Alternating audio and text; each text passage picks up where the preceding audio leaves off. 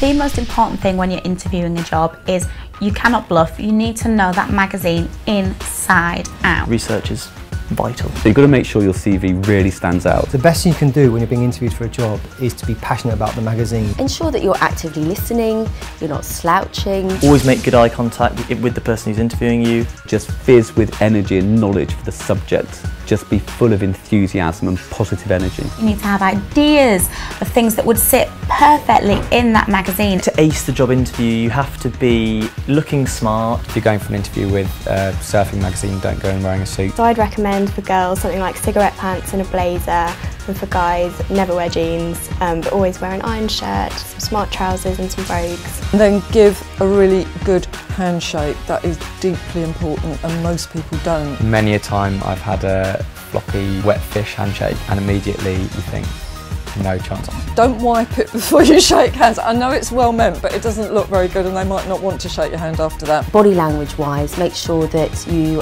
don't shake your leg frantically or tapping on the table. Don't just over smile with the mouth, because that turns it into a rictus and that looks in animal terms as though you're about to kill somebody. There are just so many wrong turns that they could make, really, and they could come in and sit there and yawn.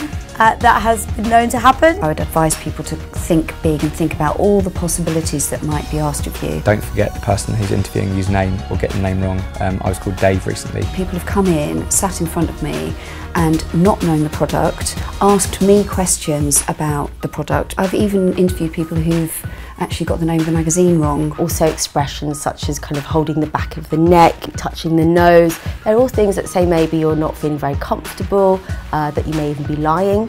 If you go for an interview with Heat and you're criticising Mark Frith and Lucy Cave who invented celebrity journalism, I think you're in a bad place. You shouldn't be doing that. In terms of a negative experience, I'd say that coming out of it shaking and worrying and having no idea what you said over the last of the 2 hours. First thing that was said to me was, did you know you'd made 2 spelling mistakes in your job application? They threw in right into the middle of it, where do you see the future of the magazine in 5 years' time?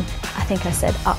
I had a job interview once, and it was a really hot day, and I put panty liners under my armpits because I thought that would stop the sweat. And so during the job interview, a panty pad fell out of my shirt. My worst interview was my first interview for Empire.